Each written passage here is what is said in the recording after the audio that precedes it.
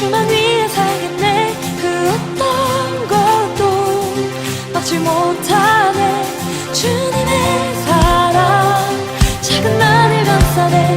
오 주의 영광 안에 살겠네. 나 이제 주만 위해 살겠네. 그 어떤 것도 막지 못하네.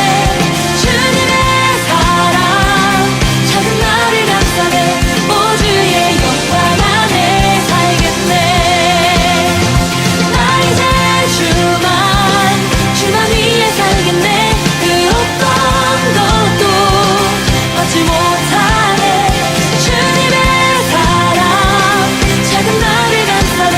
오 주의 영광 안에 살겠네.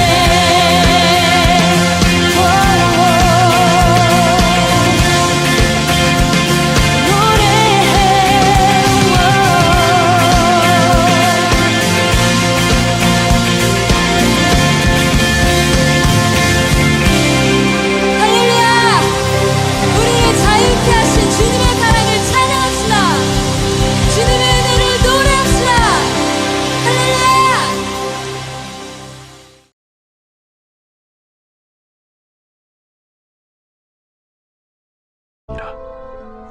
이튿날 요한이 예수께서 자기에게 나아오심을 보고 이르되, 보라, 세상 죄를 지고 가는 하나님의 어린 양이로다.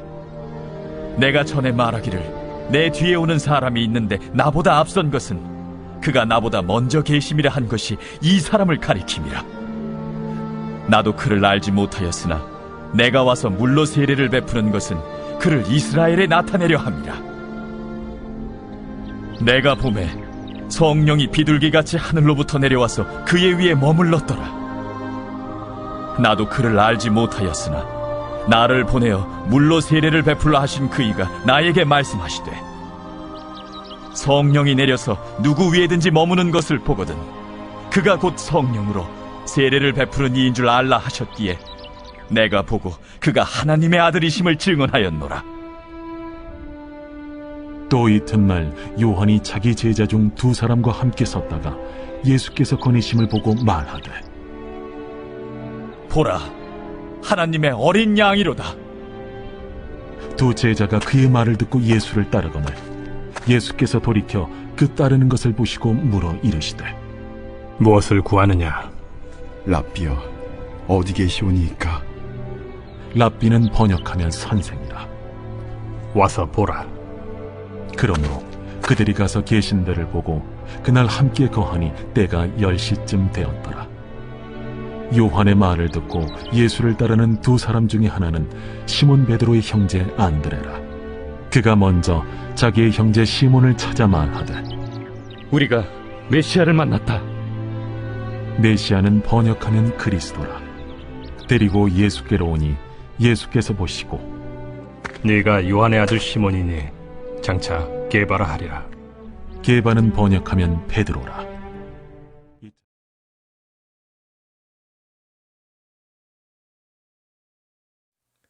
오늘 우리가 묵상할 말씀은 요한복음 1장 29절에서 42절까지의 말씀입니다. 오늘 본문의 전체적인 내용을 보면 오늘 본문은 세례 요한의 예수님의 소개를 나타내고 있습니다. 예수 그리스도는 세상 죄를 지고 가는 하나님의 어린 양이시고 성령으로 세례를 베푸는 이시며 하나님의 아들이십니다. 요한의 두 제자도 그의 소개를 통해 예수님을 따르게 되죠. 자신의 정체성에 관한 인식이 분명했던 세례 요한은 예수님이 누구이신가에 대한 인식도 분명했습니다.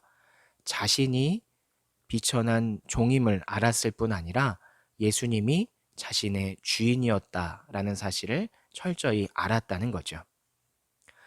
본문의 세부적인 내용을 보면 세례 요한은 자기 정체성에 대한 인식이 분명한 사람이었습니다. 그는 자신이 빛이 아니라 빛을 소개하는 역할임을 분명히 알고 있었죠. 이렇게 자기 인식이 분명한 사람이 예수님에 대한 인식도 분명한 것을 오늘 본문을 통해서 우린 알 수 있습니다. 세례 요한은 예수님을 분명히 알아보았습니다. 이런 일들은 오늘날 우리에게도 일어납니다. 즉, 자기를 깊이 아는 사람이 더욱 주님을 선명히 보고 그분께 자신의 인생을 맡긴다는 거죠. 나의 연약함을 아는 사람이 주님의 필요성도 더욱 간절하게 느끼는 겁니다. 그런데도 사람들이 주님을 찾지 않는 까닭은 자신이 어떤 존재인지 제대로 모르기 때문이죠. 자기를 무언가 스스로 할 수 있는 가능성 있는 존재로 보는 한 인간은 주님을 찾지 않습니다. 그래서 예수님은 때로 인간의 교만을 무너뜨리시는 고난을 허락하기도 하십니다. 고난을 통해서 자신의 연약함과 무기력함을 깨달아 더욱 주님께로 나오게 만드는 거죠. 이것이 주님의 사랑입니다. 오늘도 주님이 나의 무기력함을 들여다보게 만드는 사건들을 내 삶 속에서 행하신다면 감사하시기 바랍니다. 여러분은 거기에서 주님을 더욱 선명하게 만날 것이기 때문이죠. 예수님은 하나님이 준비하신 어린 양이셨습니다. 그분을 통해서만 진정한 속죄가 이루어지고 하나님과 하나됨이 이루어집니다. 또한 그분을 통해서만 인생은 진정한 중생의 새로움을 맛볼 수 있죠. 사람은 누구나 새로워지기를 원합니다. 그러나 그 새로움이 자신 안에서 만들어질 수 있다고 생각하면 큰 오산이죠. 자신을 버리고 주님을 따를 때 여러분은 진정 새로워질 수 있는 겁니다. 그러므로 여러분은 자신을 되돌아보고 내가 얼마나 연약한 존재인지를 깨닫고 하나님을 의지하는 예수 그리스도를 붙잡는 삶을 살아가는 여러분들이 되기를 소망합니다. 감사합니다.